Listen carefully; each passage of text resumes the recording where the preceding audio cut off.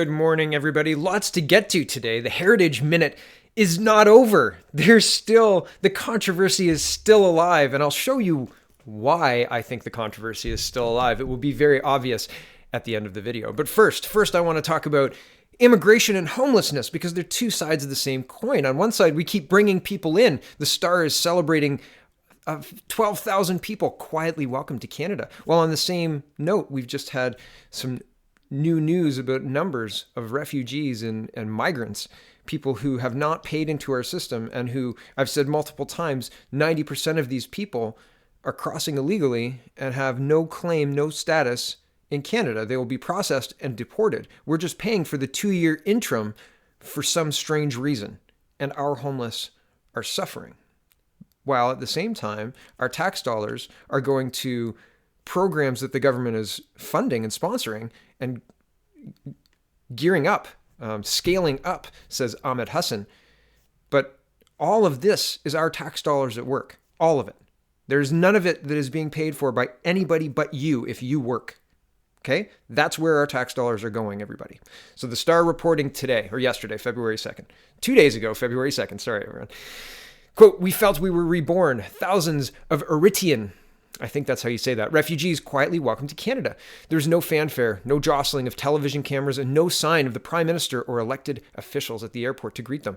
Unlike the media frenzy that marked the arrival of the first 60,000 Syrian refugees to Canada, federal officials have quietly achieved another immigration feat that has largely gone unnoticed. They eliminated one of the country's worst refugee resettlement backlogs and ushered in 12,000 Eritreans to begin new lives in Canada." I wanted to show you where Eritrea is, and I will get their Google map right now because it's important to know.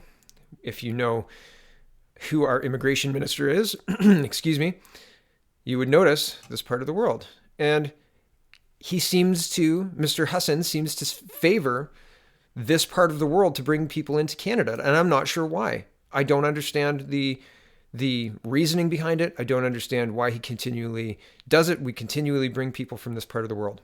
Why? What's the purpose? And I understand that these people, specifically these 12,000, a lot of them were in refugee camps, etc. But it is much more expensive to bring them to Canada and to fund them here than it would be to resettle them in their own country, in a place where they know the language, or a country close to their own country that's stable and secure. Right? And I've talked about that a lot. Immigration and Gumballs is a good video to watch if you've never watched it, to illustrate the reason that we cannot immigrate the third world out of their problems. They need to innovate out of their problems. Bringing people here does not solve anybody's problems. It makes problems for the old country, the people losing all of their very active, very smart people who would build businesses in their country if there was opportunities in that country to do that. Instead, they're being brought here and they have to learn English and they have to start a whole new life. It is very expensive. It is a very poor way to solve our immigration problem, especially in the face of the problems that are happening in Canada right now. Here's a couple of Twitter people having a conversation, somebody who turned me on to this in the first place, and Gary saying, it seems like the CBC doesn't want people to know about this. And this is the other side of the coin, talking about the homelessness. And she said, and the Twitter conversation says, I know, Trudeau will call me xenophobic because I care about Canadians. And they're talking about Mr. Levy's report. And this is a Toronto Sun article, and it says, street count proves refugees taking huge toll on shelters. Here it is. This year's homeless count proves what we've been hearing for a year, that the influx of refugees and asylum seekers has taken a huge toll on Toronto's shelter system. The city's recently released $250,000 Streets Needs Assessment, SNA, conducted the evening of April 26th, and the fourth such survey since 2006, shows that 2,618, or 40% of the city-administered shelter spaces, are occupied by refugees or asylum seekers. In fact, minus the tremendous influx of refugees, the actual number of homeless using the city shelter space increased by only about 600 since the last survey in 2013. This contrasts to the 2,400 shelters, motel beds, 600 24-hour respite site spaces, and 102 shelter beds added in the past year or two. The city's report indicates that the 2,400 shelter motel beds at $105 per night have been added, quote, primarily to respond to increased demand from refugees and asylum seekers. According to a city statement released at the same time as the SNA report, only 11% of shelter spaces were occupied by refugees in 2016. That jumped to 25% at the end of 2017. And the survey showed the top cause of homelessness in Toronto in 2018 is, not surprisingly, migration, followed by an inability to pay housing costs. It should be noted that the hardcore street sleepers increased from 477 to 2013 to 533 in 2018. As far as I'm concerned, that's one is too many. Sadly, the census makes two issues apparent to me. One, the huge number of refugees occupying the shelter beds have forced some homeless into low-barrier respite shelters, which are nothing more than costly warehouses. And two, the city has been pouring so much money into trying to accommodate the refugee asylum seekers that I fear there's little left for mental health, affordable housing, and job supports for the rest of the homeless population. I skipped down just a little bit. As the city statement confirms, the amount spent on refugees in 2017 and 2018 in Toronto alone was in excess of $64.5 million. The province recently indicated that figure is closer to $74 million. The city also predicts it will need $43 million in funding next year just to respond to the refugee and asylum claimants. They indicated that there's 18 to 20 new refugee claimants still entering the city shelter system each day. The buck stops entirely at the fancy feet of the Prime Minister Justin Trudeau, who opened Canada's doors 22 months ago without any thought of the fallout, specifically the cost to the major urban centres that would end up absorbing the influx. So far, all the feds have paid out to Toronto is some $11 million. That amount provided to help accommodate refugees who were staying in dorms at Centennial and Humber colleges during the early part of the summer. The city estimates another $6.3 million was spent on the temporary housing solution. So there you have it. I would say if our PM has and his right-hand man on the file, the Minister of Border Security, Bill Blair, make any New Year's resolutions, they might consider helping the taxpayers of Toronto with the mounting costs. By the time the 2019 election rolls around, the tally will reach well beyond $100 million. That alone should make it an election issue, and I agree entirely. So it's interesting that we can spend away on people who have never paid and will never pay into the system, but people who can't afford housing and who have paid into the Toronto municipal taxes, or at least Canada's taxes, cannot access shelters in Toronto because they're 40% full of people who have jumped the border irregularly or illegally and identify as migrants or as asylum seekers. Is that incredible? I think that's incredible. And just a terrible, terrible blot on the town of Toronto, the city of Toronto. So Historica Canada is firing up its every cannon in order to fight back against partisanship and the Conservative Party of Canada, despite the fact that they have no problem with a national broadcaster and Rick Mercer, somebody who broadcasts on the taxpayer-funded national broadcaster, the CBC. They have no problem with him creating a historical memory, a historical moment with his climate change garbage commercial that I talked about yesterday. However, how dare the CPC use it? So here's an update to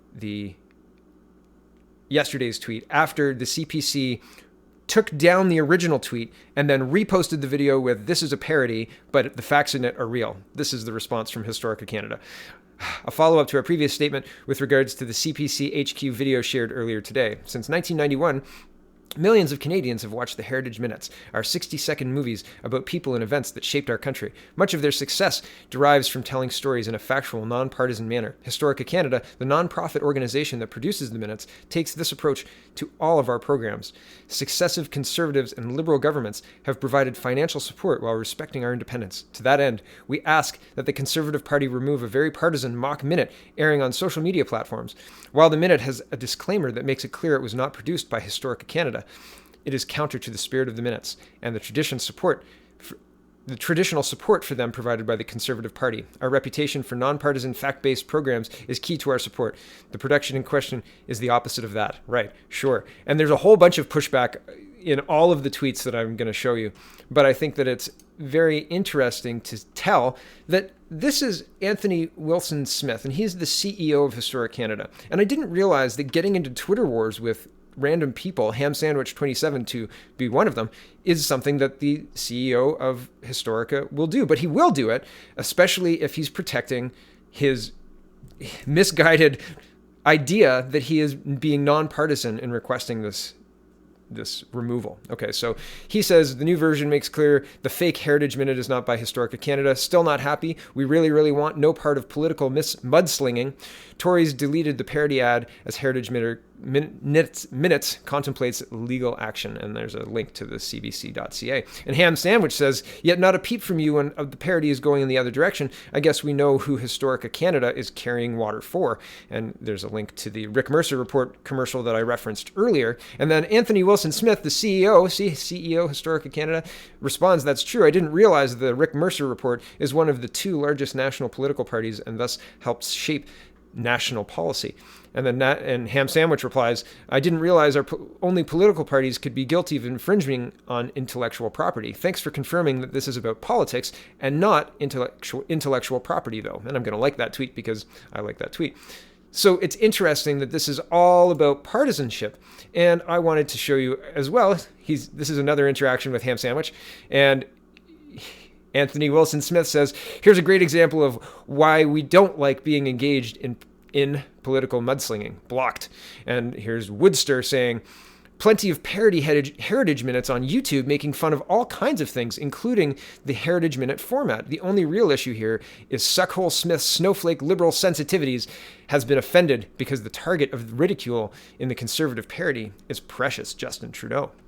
And then Ham Sandwich replies, oh, please, Charles Bronfman is on your board of directors. His son, Stephen, is the chief fundraiser for the Liberal Party. Don't even try to pretend you're nonpartisan. And then Ham Sandwich links to the CBC article, and I've got a Maclean's article, but we'll look at the CBC article too. Here is the Historica Canada's website, and here's Charles Bronfman on the board of directors. Wonderful, right? The Bronfmans, they are a very powerful family in Canada. If you don't know that, you will know that in just a minute. Here is the chief Liberal Party fundraiser tied to $8 million loan to offshore trust in the Cayman Islands. The Bronfmans are in the Panama Papers and Paradise Papers, whichever way you want to call it. And you can read this article for yourself. I'm not going to go through all of this. I just want to show you the connections are there. Here's Seagram's heiress, the Washington Post reporting, Clare Bronfman charged with conspiracy and probe of secretive NXIVM self-help group.